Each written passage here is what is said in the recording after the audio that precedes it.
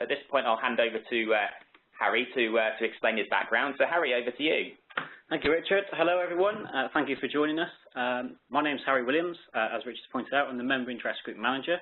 Essentially, I'm your central point of contact for anything MIG related, and my role really is to help you as members get the most out of these meetings, but also liaise with staff and third parties and contributors to the meetings themselves. So my main duties are really to plan the content for the meetings and also to ensure that we communicate the meeting outputs from those as well.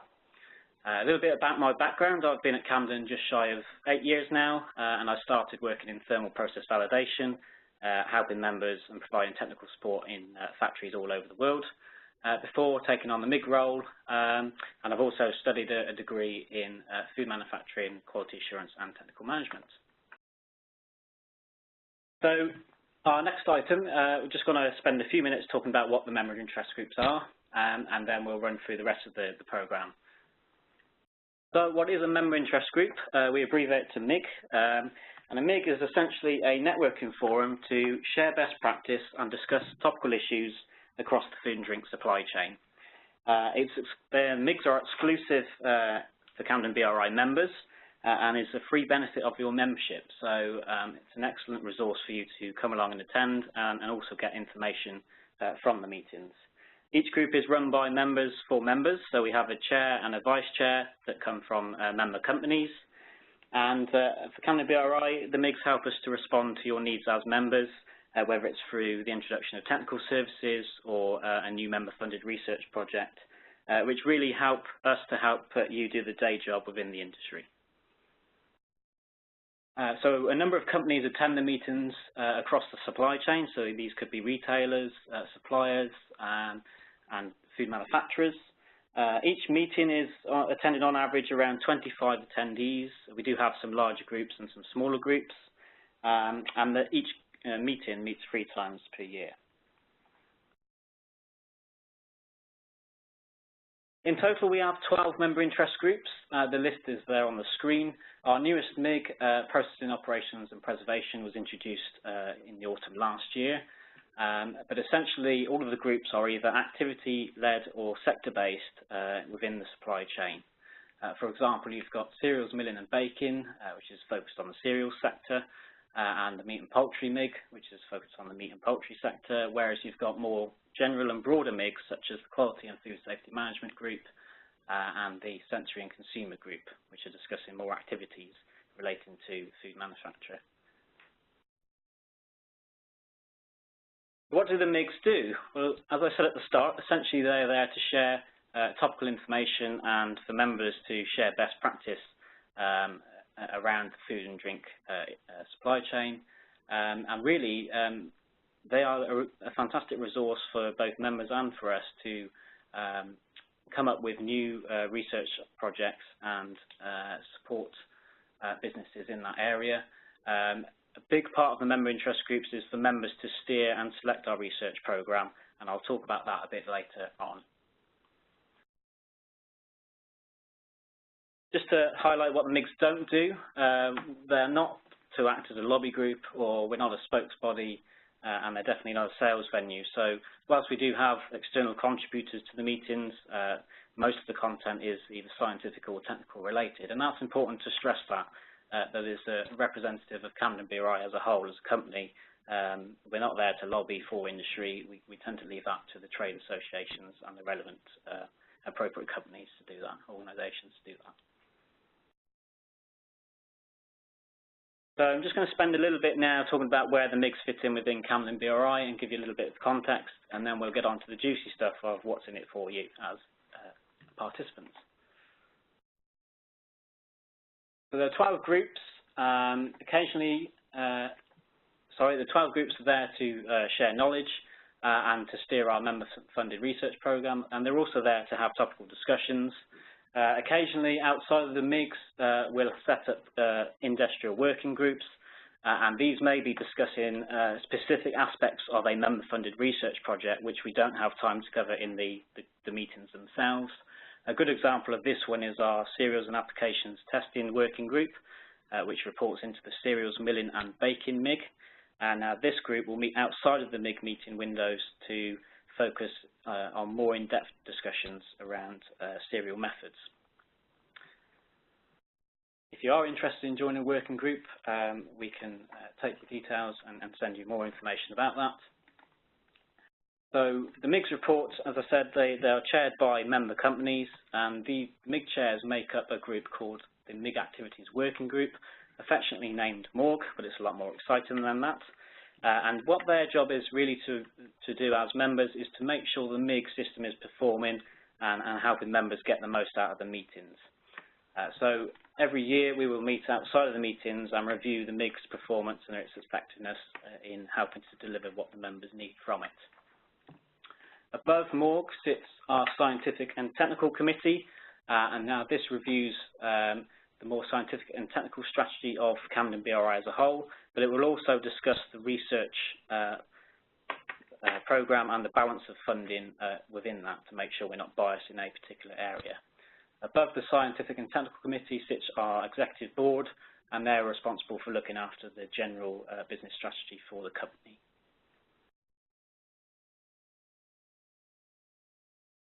So each MIG meeting meets 3 times a year, and the cycle of meetings start in January and February with our winter round. They continue through the spring during May, and then they conclude September, October time in the autumn.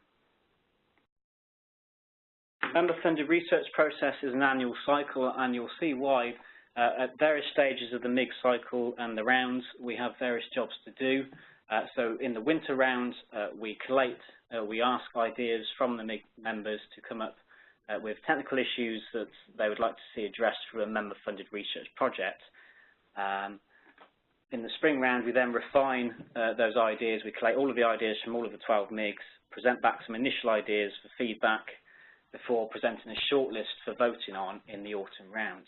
The project voting is quite important. As a MIG member, or as a MIG representative within your company, you will have a voting representative who gets to decide which projects the company will vote for, and I'll talk a bit more how that works a bit later.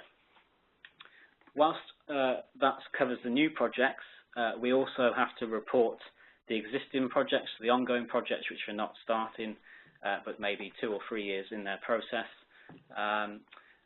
So we'll have various updates at the MIG meetings and a chance for yourselves to feedback on the outputs of the projects and also to steer the direction of the projects, whether it's to advise on a particular product category to test or a particular method to proceed with.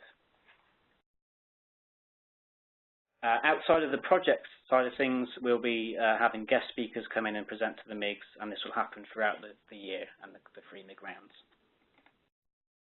So what does a typical meeting look like? We try and make the meetings as interactive as possible.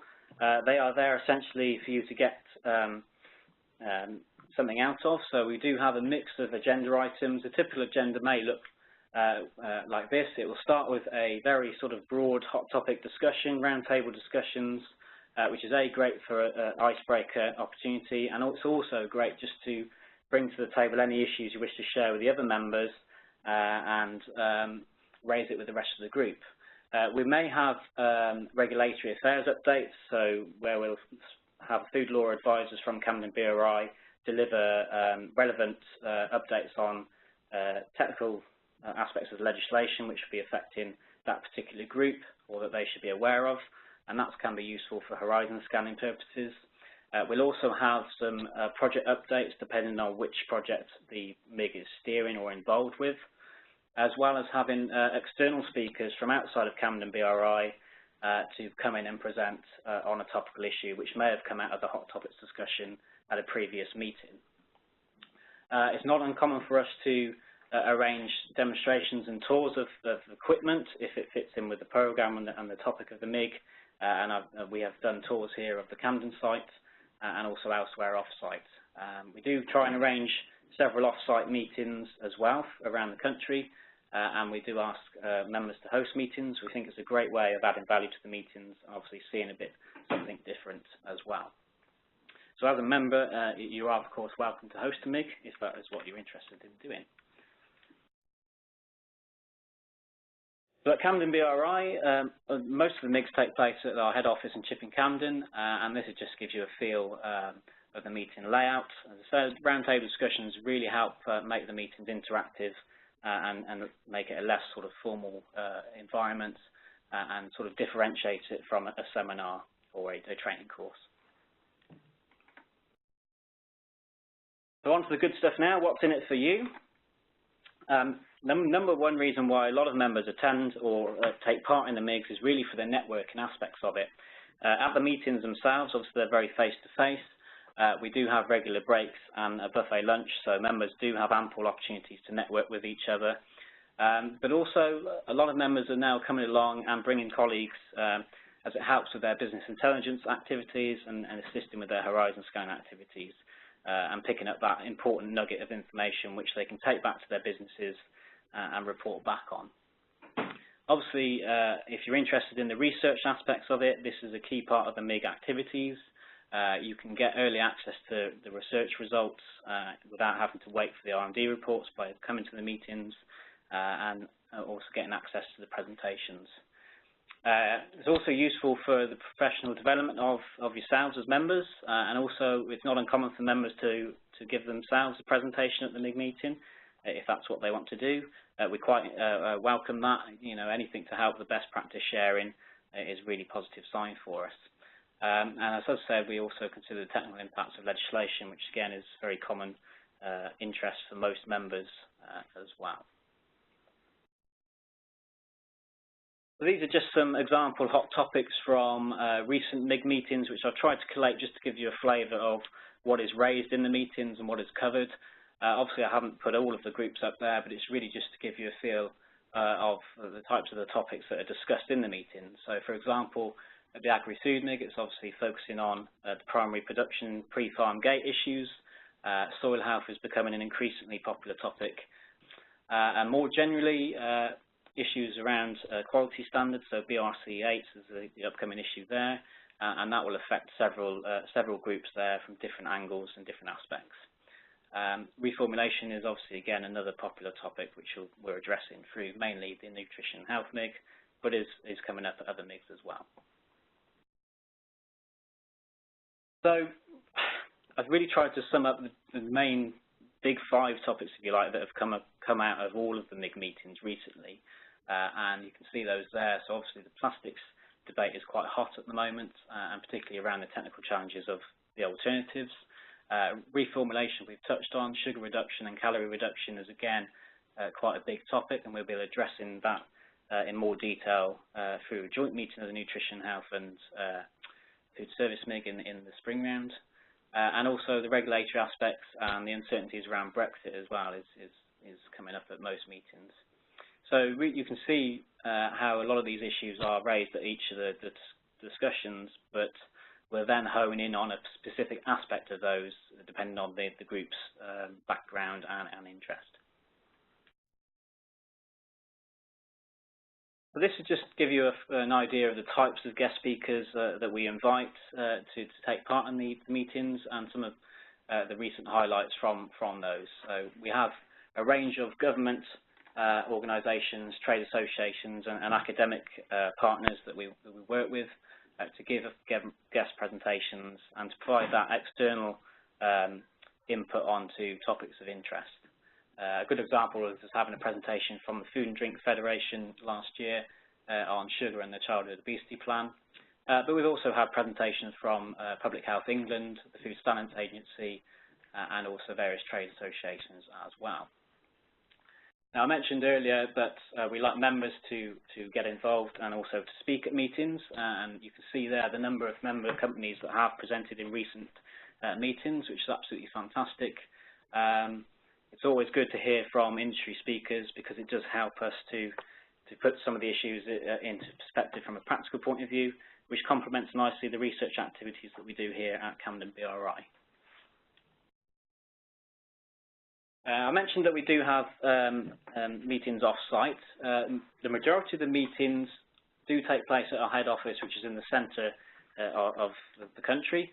However, we do try and move these meetings around just to get members to see other members' facilities and also other organisations as well. So we've got various examples of recent meetings there.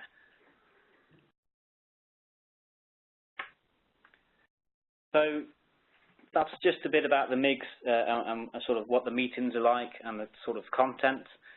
You'll be interested now, I'm sure, on how to join a group and how to get involved. So I'm just going to spend a couple of minutes now talking about how you can do that. Probably the easiest way to sign up to a MIG is to go onto our website and fill in the form on the MIGs page.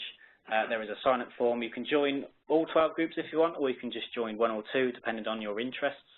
Or you can send an email to myself or the MIGs mailbox there, or contact an existing contact that you have at Campden BRI. When you join a group, you're giving us your consent to be added to a list, and from that list we will then keep you up to date with various MIG communications, including sending out meeting agendas and the minutes from the meetings, so you get all the links to the presentations and the various outputs from that meeting. We'll also newsfeed you to let you know when the minutes are available, and then we may from time to time send you relevant information from a MIG where we've perhaps asked for additional input outside of the meeting, such through a survey, or if when we have a new chair vacancy come up, we'll inform you of that if you're interested in stepping forward as well. Just a couple of things then on MIG registrations and being a MIG member. So obviously the meetings are exclusive to MIG member companies of Campden BRI. You can join or leave a group at any time. It's very important to stress that. It's quite flexible in MIG memberships. There's no indefinite terms that you have to be a MIG member, and you can register multiple contacts from your company as well. And also the meetings, you can bring more than one colleague to the meetings and send a substitute in your place if you can't make a particular meeting. If you just want to register to a MIG just to receive the information, because perhaps you're abroad or an international member, that's absolutely fine as well.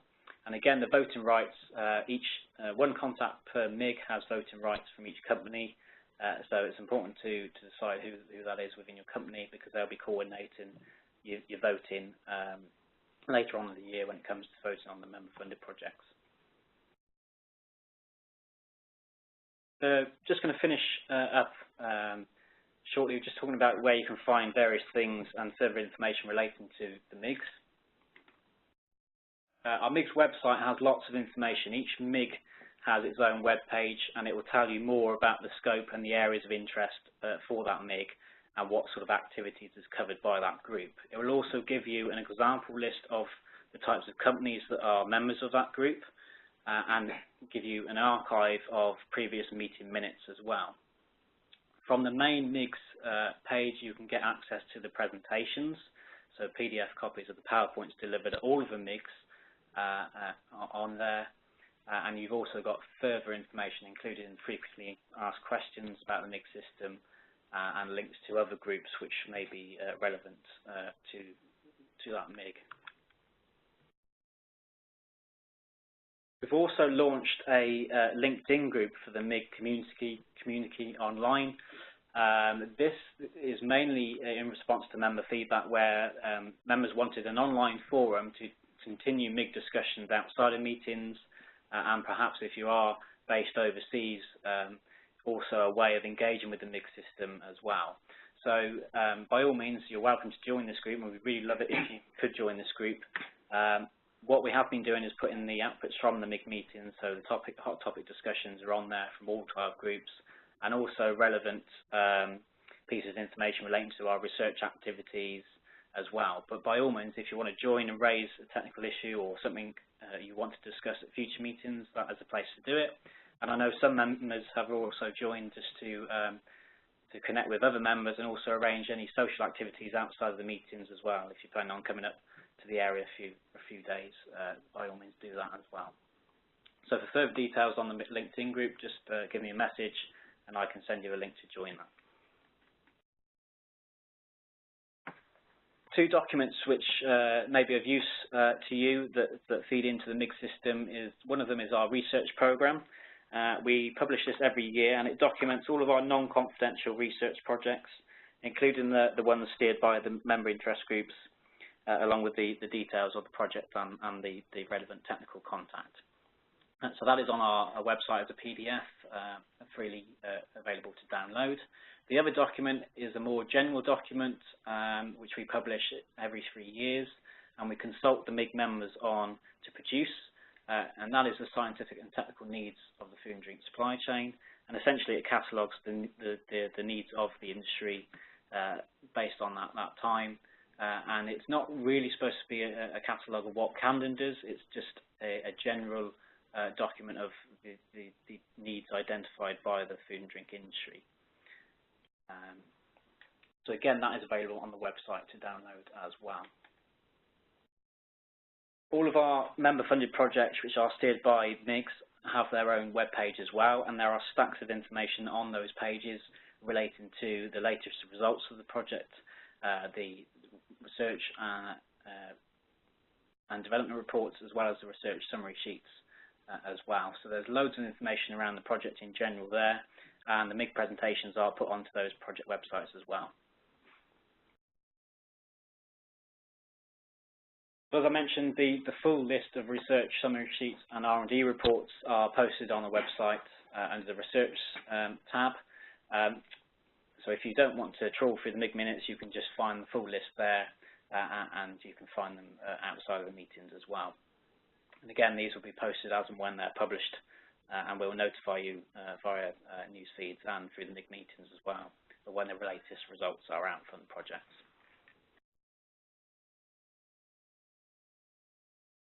Okay, thank you very much, Harry. That was an excellent overview of the member interest groups and the benefits that are available from joining one. As you mentioned earlier on, it's a benefit of membership. So if your company is a member of Campden BRI, then you're certainly welcome to join these groups and take part in the discussions, and also access all of the output, whether you attend the meeting or not. So I'd just like to finish up before we get on to the questions, explaining how you can find out more about the other work that we do at Campden BRI. You should all be subscribed to at least one of our news feeds. That's how you would have found out about this webinar in the first place. You can sign up to as many news feeds as you like via the website, and also amend your subscriptions and preferences so that you receive the information from us that you want. We've got a whole range of distribution lists. You can pick and choose those that are most relevant to you. So if you haven't had a look at the news feeds for a while, then, or if you haven't reviewed your preferences, it's certainly worth doing that soon, especially with the changes to the data protection rules that are coming up. And I'm sure most of you will have seen our monthly newsletter that we produce as well. We have got a page for the newsletter on the website, and that's another great way of keeping up to date with all of the output from Campden BRI. So just to finish, the meeting dates for member interest groups are planned quite a long way in advance. They're set in round about July each year and look forward about 18 months. So if you're somebody who likes to put dates in your diary, then the MIGs certainly allow you to do that and to plan well ahead and make sure you're available. So those are all listed on the website. There are lots of frequently asked questions on there as well. If you have your login details, you can sign in and read those. There are far more on there than we'll be able to go through today, but very shortly we'll be able to answer some of the questions that you might have right now. But the FAQs document is a very good place to look. So to sum up, the member interest groups are special interest groups that share topical information, and they allow member companies to come together and share that information. So we have got some time for questions now. If you have got a question, then by all means send that to me, and I'll ask the question to Harry, and we'll answer that for you now. So we have got some in already. So the first one that we've got, Harry, is related to the type of people that attend member interest groups. And we've been asked, are the MIG members all scientific and technical specialists, or is it something that people that perhaps in junior roles are able to attend as well? I think the beauty of the MIG system, Richard, is that anyone from a member company can attend. So yes, we are seeing a lot more junior colleagues being brought with the technical specialists. So yes, absolutely. Yes, we have scientific backgrounds and we have technical roles attend, but we also have people who may be managing the regulatory aspects within their business and also potentially commercial roles as well. So it's quite a broad attendance range. Okay, so it sounds as though it's an excellent opportunity for developing business intelligence, but also continued professional development for people at all stages of their career. So that's really useful to know. So the next question we've got is about workload and time commitment. So you mentioned there are 3 meetings per year. The question we've got is, will attending MIGs result in a lot of extra workload for attendees? No, we deliberately do that. So we try and make your involvement as light touch as possible because we appreciate everyone's time pressures within industry. So no, all it is really is just to confirm your availability and just give a little bit of thought around any topics you wish to raise in the meeting. Okay, and the next question follows on from that. We've been asked, do you have to attend every meeting, or are you able to go to a meeting every now and then? Are you still able to benefit from the events? Yes, absolutely. I mean, obviously we'd love it if members came every meeting, but again, realistically, a lot of members only come once or twice a year, which is absolutely fine. A lot of the information, as I mentioned, is available online, and we're hoping with the introduction of the MIG LinkedIn group that people can get access to the information and still keep up to date with the MIG meetings without having to attend the meeting themselves.